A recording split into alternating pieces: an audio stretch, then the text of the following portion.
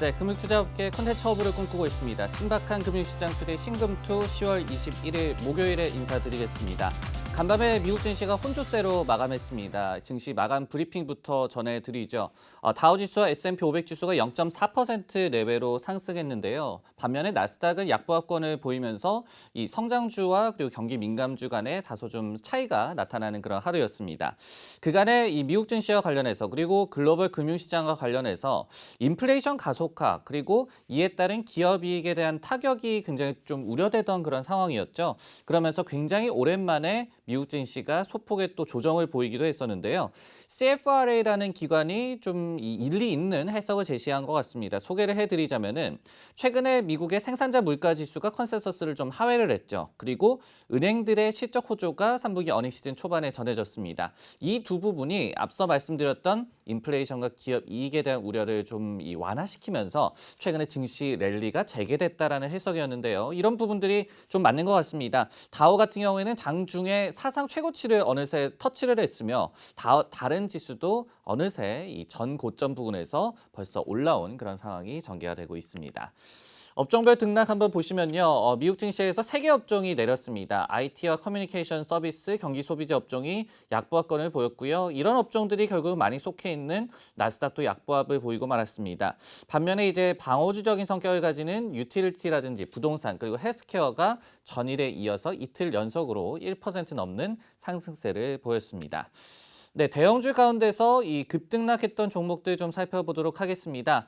포드 자동차의 주가가 무려 4%나 올랐는데요. 크레딧 스위스에서 투자 의견을 상향을 했습니다. 잠시 후에 자세한 내용 한번 알아보도록 하고요. 에버트랩, 이 의료 기기 업체가 되겠는데요. 분기 실적이 모두 컨센서스를 상회했습니다. 이런 부분이 작용을 하면서 3% 넘게 급등을 했습니다. 급락 종목에서는 페이팔의 주가가 5% 가깝게 급락을 했는데요. 페이팔이 이 SNS 플랫폼이죠. 핀터레스트라는 기업을 인수할 것이다라는 그런 언론 보도가 전해졌습니다. 그러면서 페이팔은 급락했고 그리고 핀터레스트는 반면에 13% 가깝게 급등을 했는데요. 결국 이제 시너지에 대한 다소간의 좀 의구심 그리고 과도한 인수 비용과 관련한 우려가 이 단기적으로 페이팔의 주가를 끌어내린 요인으로 해석이 되고 있습니다. ASM의 이 네덜란드의 반도체 장비 업체죠. 이 4% 정도 주가가 급락을 했는데요. 3분기 매출과 그리고 4분기 매출 가이던스가 각각 컨센서스를 하회하는 다소 좀 부진한 실적을 내비쳤습니다. 그러면서 급락을 했는데 잠시 후에 저희 하드웨어 이 커버하는 애널리스트와 자세하게 얘기 나눠보도록 하겠습니다.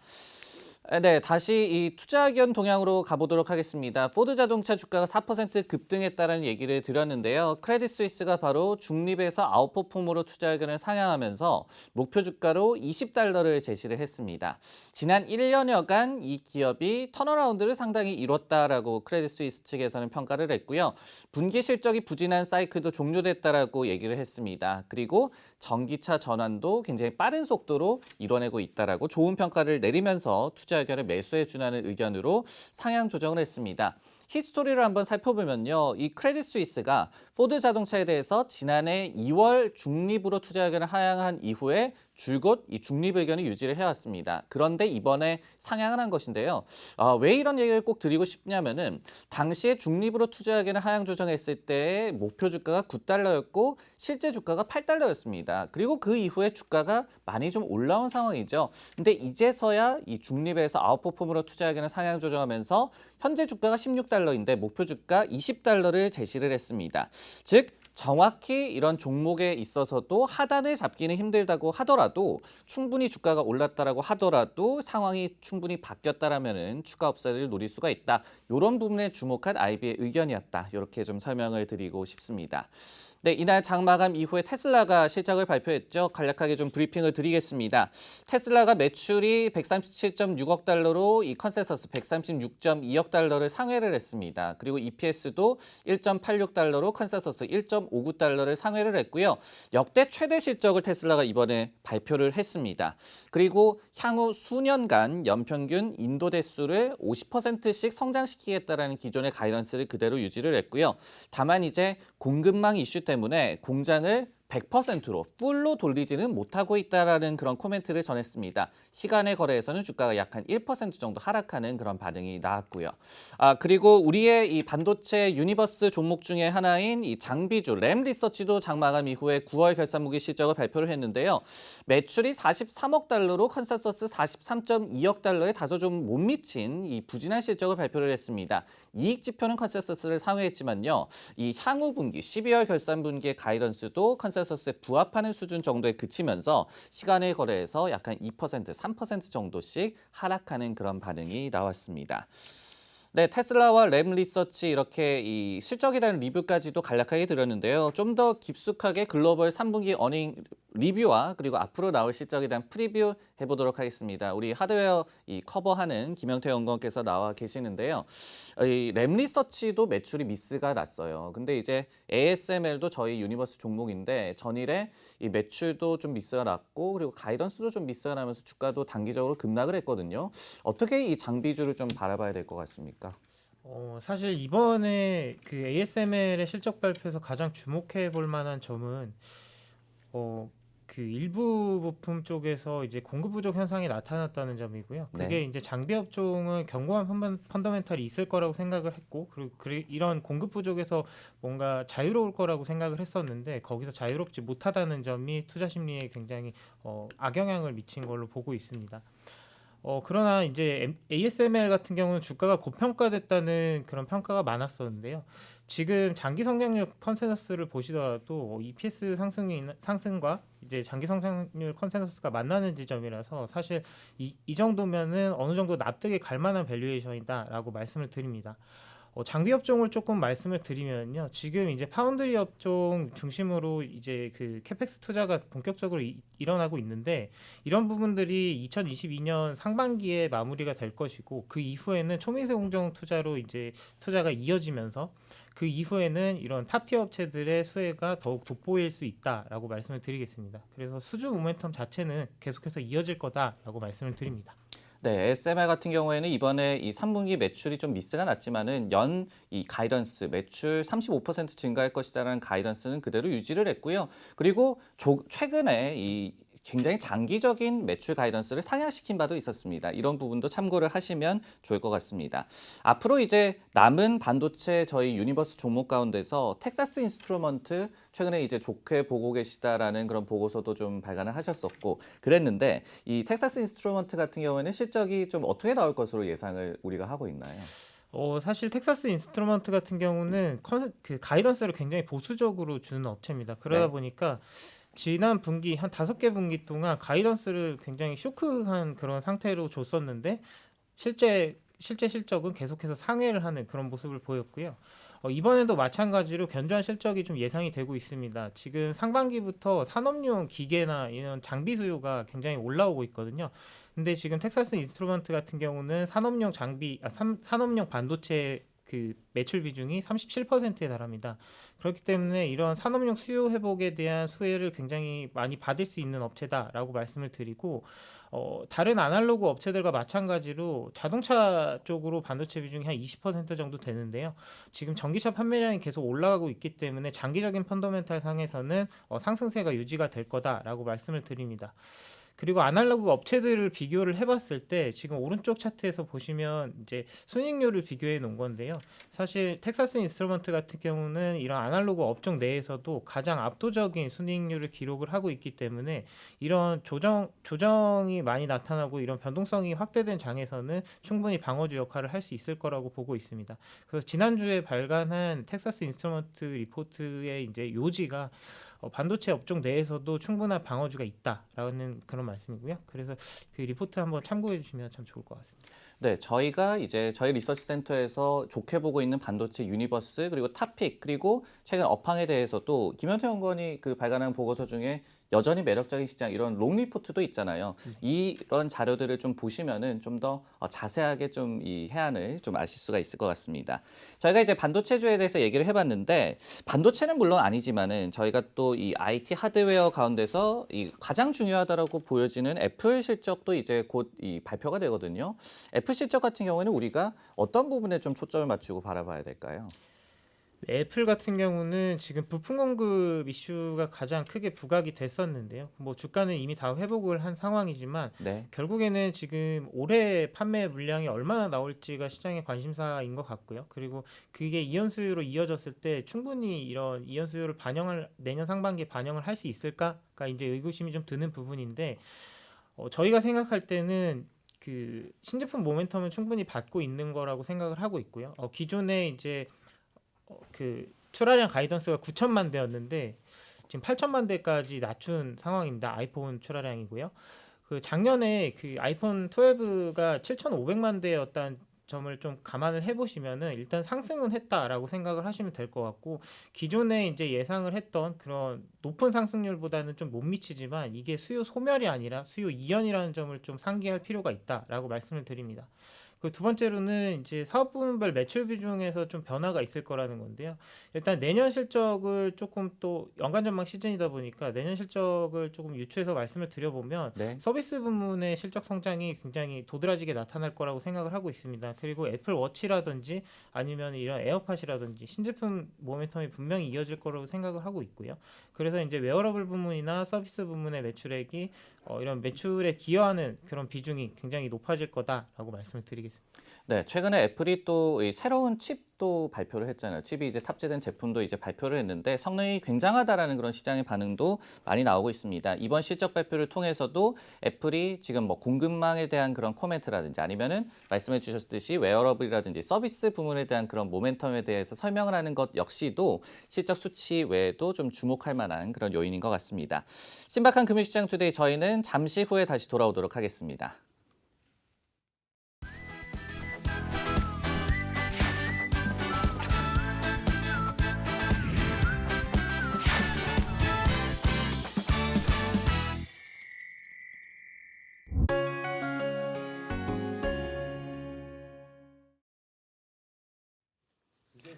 네, 신박한 금융시장 투데이 신금투 다시 돌아왔습니다. 애플을 비롯해서요, 이 빅테크 기업들의 실적 발표가 다음 주에 거의 다 이제 집중이 돼 있습니다. 그렇기 때문에 이번에는 빅테크 실적을 좀 전망해보는 시간을 마련해 봤는데요. 저희 역시 소프트웨어 담당하는 조용민 연구원께서 옆에 나와 계십니다.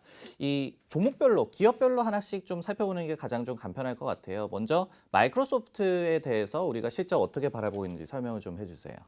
예, 마이크로소프트 같은 경우는 아무래도 빅테크 업체들 중에서도 가장 좀 견고한 성장세가 유지될 것으로 기대되는 업체입니다. 마이크로소프트의 실적 같은 경우는 아무래도 핵심이 클라우드가 되겠죠. 클라우드 같은 경우는 이제 이번 분기 그리고 다음 분기에도 지속적으로 계속 좋은 모습이 나타날 것으로 보고 있고요. 클라우드 중에서도 대표 서비스라고 할 수 있는 애저 같은 경우는 이번 분기 49%의 성장률이 예상되고 있습니다. 이 우측 차트도 한번 봐주시면요. 아무래도 마이크로소프트 그리고 클라우드를 계속적으로 지속적으로 좋게 볼 수밖에 없는 이유입니다. 이번 올해 같은 경우에도 매출 전망치가 4.4%, 예산 전망치가 4.4% 늘어나고 있는데 기업 IT 예산은 내년에도 비슷한 수준의 성장률이 기대되고 있습니다. 그만큼 기업 투자 여력도 확보가 되어 있고 또 기업들의 디지털 전환 움직임도 가파르게 진행되고 있다. 이 중심에서 이 클라우드의 매출 성장은 지속적으로 나타날 수 있다 보고 있어서 이번 실적도 좋을 거지만 또 이에 더해서 가이던스 역시도 기대해 볼 만한 상황이다라고 정리할 수 있을 것 같습니다. 네, IT 예산 같은 경우에는 그러니까 기업들이 IT 부문에 지출하는 그런 예산 같은 경우에는 팬데믹 때 굉장히 좀 허리띠를 졸라매면서 좀 위축이 됐었죠. 그러다가 최근에는 많이 좀 회복이 된 상태고 그리고 많은 기관에서 시간이 갈수록 IT 지출에 대한 전망치를 상향을 하고 있습니다. 즉 마이크로소프트 같은 이 소프트웨어 기업이 팬데믹 때문에 굉장히 수혜를 받은 것 같지만은 팬데믹이 풀리면서 기업들이 다시 한번 좀 예산을 지출하는 그런 곳에서 또 수혜를 받을 수 있다는 점 역시도 좀 반대로 생각을 해보는 게 좋을 것 같습니다.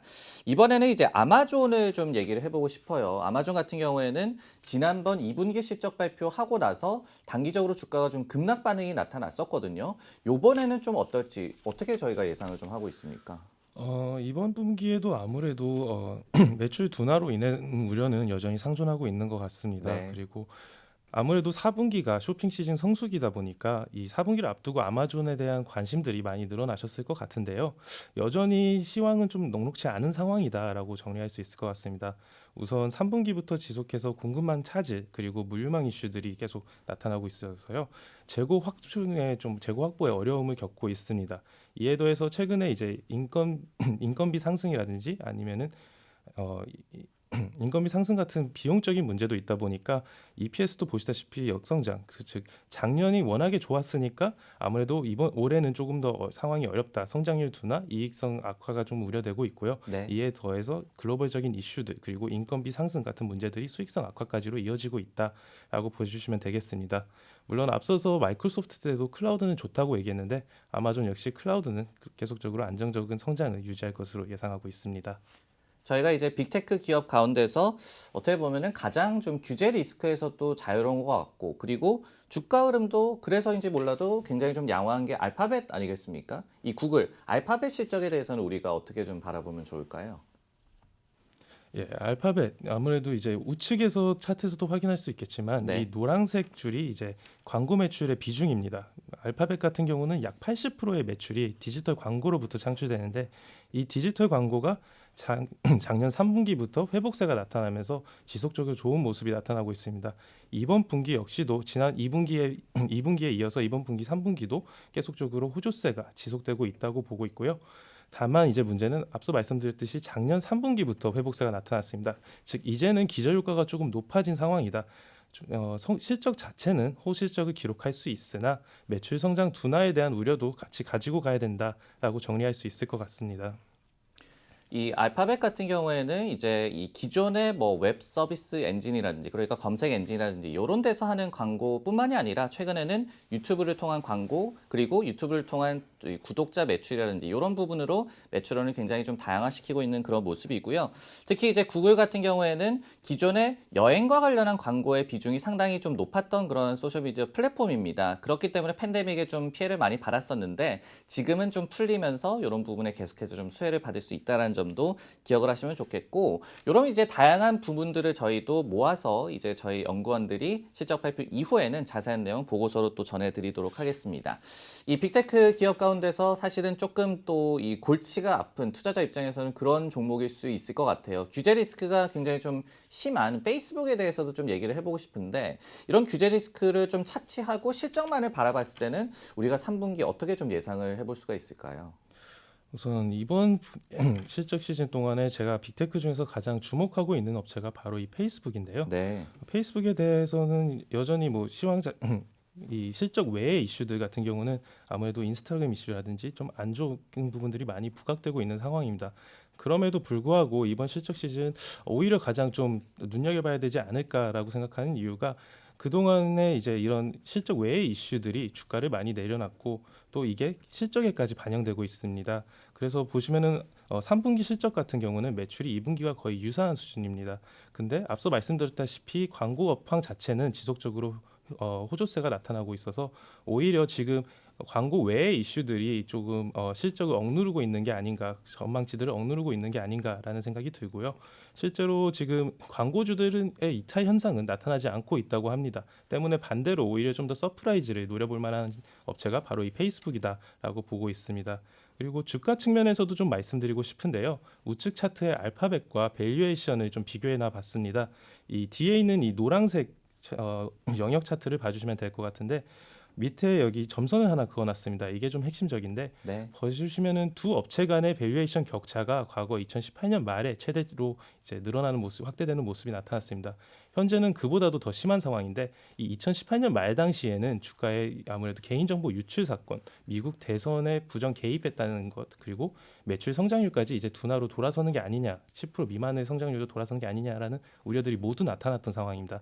지금이 그때와 비교해서는 아무래도 그때만큼 이제 상황이 악화되어 있지는 않다라고 판단되고 있어서 최근에 주가 하락이 좀 과하게 나타나고 있는 게 아닌가. 그리고 최근의 이슈들, 인스타그램 이슈들 같은 경우는 결국 단기 이슈로 끝날 것으로 보고 있어서 충분한 페이스북의 반등이 예상되고 있는 상황이다. 실적도 기대가 되고 주가도 조만간 반등세로 돌아설 수 있다라고 파악하고 있습니다. 네, 이제 빅테크 가운데서 페이스북에 가장 주목을 하고 있다고 얘기를 하시니까 좀 더 들어보고 싶은 얘기는, 저희가 알파벳이나 페이스북이나 둘 다 디지털 광고 매출을 의해서 사실은 먹고 사는 기업이다 보니까 어느 정도는 같이 가잖아요. 그렇기 때문에 알파벳이 뭐 특별히 나쁘다는 건 아니고, 알파벳은 좀 기고 효과에 시달릴 가능성이 있는 가운데 페이스북은 지금 좀 기대치가 낮기 때문에 오히려 좀 더 실적도 비트 가능성, 아니면 주가도 상승 가능성 이렇게 높다. 그 비교해서 그렇게 생각을 하면 되는 겁니까? 예, 맞습니다. 예, 알겠습니다.